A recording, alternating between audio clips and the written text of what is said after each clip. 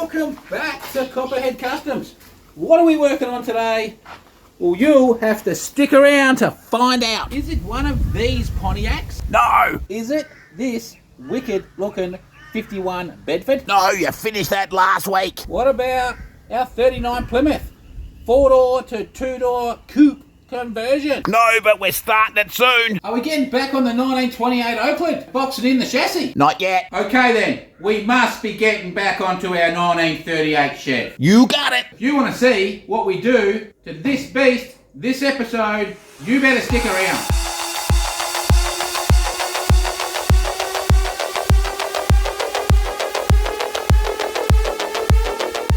If you are new to the channel, this is our Australian-built 1938 Chevy. The cab is built by Holden's, as you can tell by these ribs on the roof. We've given it a 5-inch roof top, put a modified Dodge nose cone on it, a Dodge bonnet, a Holden front end, a Mitsubishi diff with 4-bar. It's sitting on a 1933 Chevy chassis that we boxed in. As usual around here, we're trying to build it for 5,000 Australian out of whatever we can find lying around. Today, the plan is to frame out the doors, get the door handles and latches to work. We've also got some more parts to go in here on our twin carbide 202 cubic inch Holden straight 6 motor. Some people say engine. And then we will see what else we can make. So if some of that or all of it sounds interesting, then stick around and enjoy the show. So our first job is I want to get the car jacked up in the rear end, take the wheels off and the floor of our bed because we have to measure up our diff. We've been having issues finding the correct diff center for it. So it is a Mitsubishi L300 diff. Supposedly, all the diff centers seem to be bigger. So I'm getting some accurate measurements and we are going to find out and think outside the box.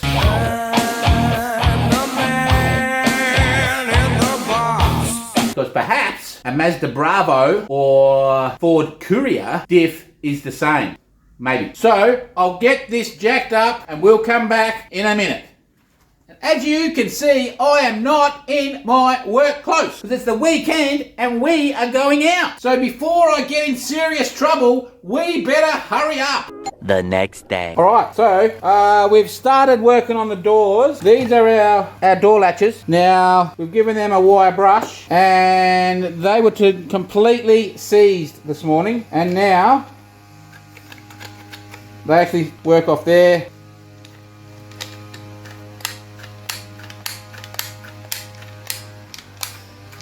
So we have them soaking in inox and they will just improve. We'll come in every now and then and manipulate them all. And as you can see, the inox is getting rustier and rustier. We'll just soak them, keep working them. Then they can get mounted and hopefully they will work. Now we will be leaving these shafts in and we will be doing something tricky with our door handles, but you'll have to wait. Okay, and we also have gone and got ourselves some metal, some 1-inch by 2-inch that we will box out the doors with. So we'll do that a bit later. In the meantime, what we've gone and done is we've got our alternator here, our brand new Aeroflow black alternator, and it was set up with the V-belt. We of course want to run the Gilmer belt, but obviously it was bottoming out and we weren't getting it all tightened up. So what we've gone and done is we've gone and got ourselves a washer. So we'll put our Gilmer on there. We'll throw that washer down, fits in there nice. We'll put our spring washer on and our nut. Right, so now before, when we did it up without that washer, there was still play in our fins here. Now we've got that nice and tight. We've gone and bought ourselves a new bolt. So we shall go and install this on the motor. I must report this. Alright, hopefully you can see we went for the black alternator. We've got our Gilmer belt pulley mounted on it and it's mounted loosely. So what we'll do is we'll wrap the tape measure around on the full extension and on the tightest in, and we'll get a measurement for our Gilmer belt. Looking at that here, looks like it's slightly kicked in, so we might just have to tweak that bottom bracket a bit. I had to make a little spacer for it down the bottom for that bracket, but it looks like it needs a little but nothing major. And if you have a look up the top, we've decided to run with the black rocker cover, and we've gone and bought these two chrome breathers. So I think that looks nice. We've got the twin chrome breathers and the twin chrome air cleaners. I think that's not a bad look. So that's what we've done there. So what we've got here is we've got a little tape measure, flexible, okay? Inches, centimeters, little retractable. So you'll find one of these in your wife's sewing kit. Shh.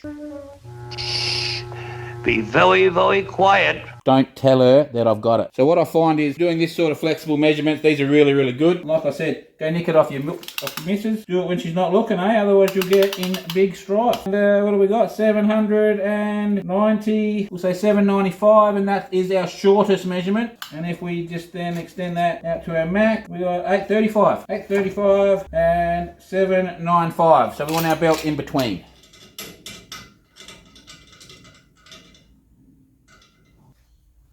Oi, Bazza, what are you doing in the shed? I was just working on your brakes. I thought I told you to stay out of here. I'm just trying to help. Go on, get out of here. Oh, come on. If I catch you, oh, don't be like that. Look out.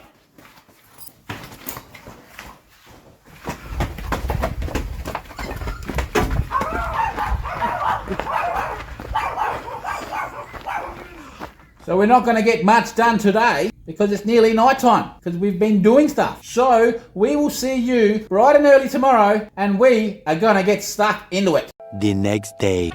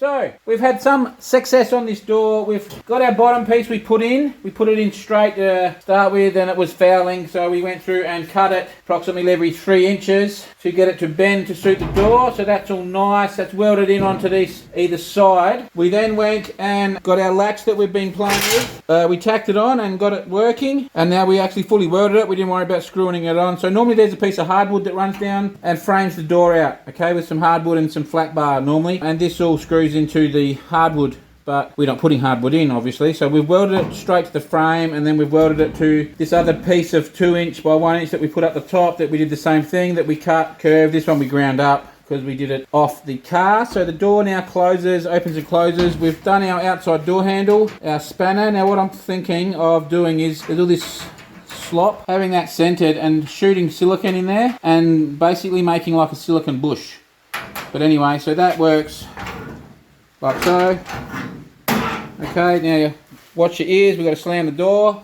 The door slams shut. Alright, and boom, it opens. So we've got it working, and as you can see, it's nice and stiff. Now what I think we will do is, I think we'll run a couple of verticals, whether we use this or whether we just use a bit of 1 inch, bit lighter gauge, basically just for our, we might run even 3 for our door card to give it some support so it's not all flimsy, and some areas to screw it into. We also got a exhaust spring that we put on this rod. We cut so I was saying there was a big chunk of hardwood here, so we cut this was all bolted up to, so we cut the rod down, we threw an exhaust spring on, a washer, and just welded the washer on. So now we've got our door stop. Beautiful. Okay, here is our finished product on the door. So like I've said, we've got our spring here so the door can not go too far. That's like our door stopper. Okay, we've got a piece on the bottom. Now we've done all these cuts to get it to curve. I'll show you outside in a second.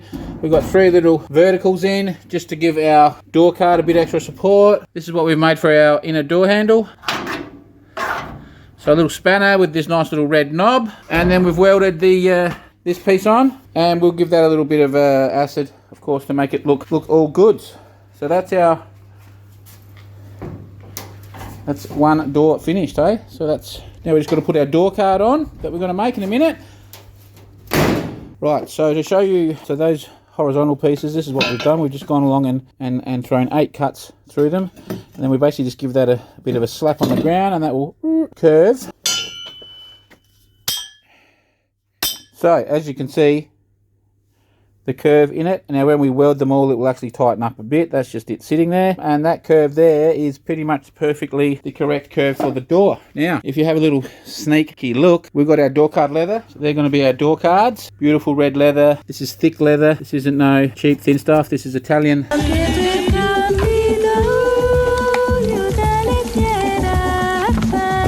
Thick Italian leather, full hide. And here's our 3mm MDF. So we'll cut our 2 door cards out of that. Contact adhesive our door cards on, and they've got the little tassels with the stars. Match the seat. If you haven't seen the seat, well, you may get to see it a bit later. And we've got a few extra surprises. That's all I'm showing you, but there's some few extra things we're going to do in this episode as well. So there's lots more to happen, so I won't. Alright, that's what I've been looking through my welding helmet.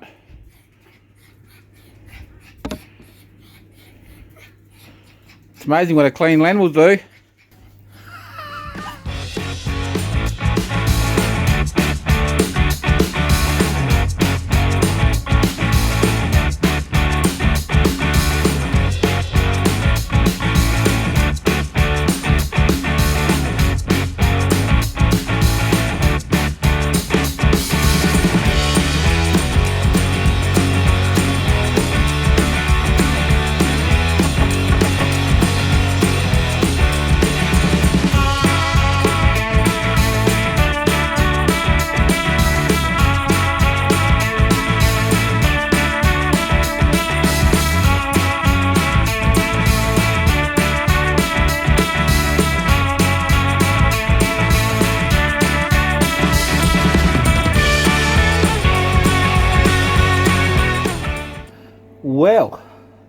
Anyone work out what I did there? Okay, this is a 2 3/8 inch spanner. It is a monster. I'm not even sure what size that nut is, but it's huge. The outside of the nut was 65 millimeters, so we actually had to grind a little bit of the center of the nut down to get the spanner in, and then we welded that up all onto the spanner. We got the other nut the same size and welded a horizontal one. We went down a size nut, and then we went down to the thread, because this is the thread we want. So that's all welded. It is strong as anything, and if anyone's worked out what we've made here, this is going to be our shifter.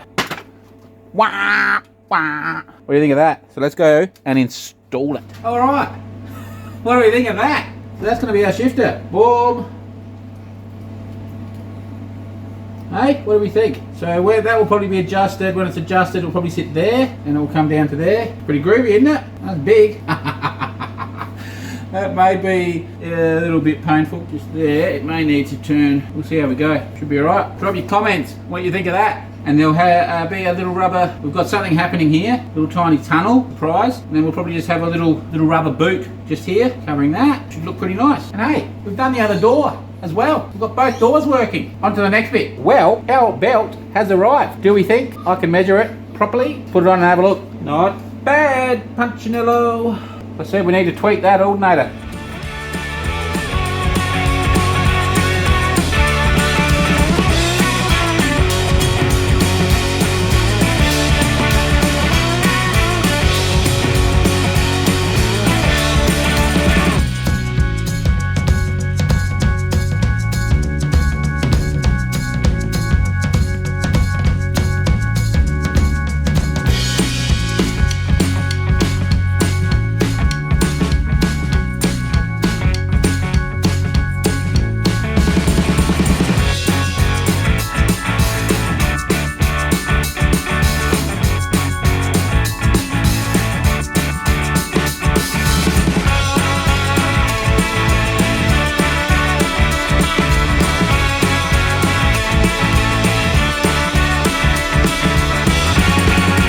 Following day. Okay, so now we're going to try and make some door cards. So we've got this 3mm MDF board. That will be the base. We got our red leather. We got some contact adhesive. The plan is to cut this to our door. So we've just got it at 800 at the moment, which is a rough, slightly bigger, so we can get it cut down to a manageable size that we can put in and actually trace the door card. Cut it to size, put our leather on with the contact adhesive, roll it around the side, take it in, screw it on, and boom, door cards will be done. So, enough talk, more action, let's get to it.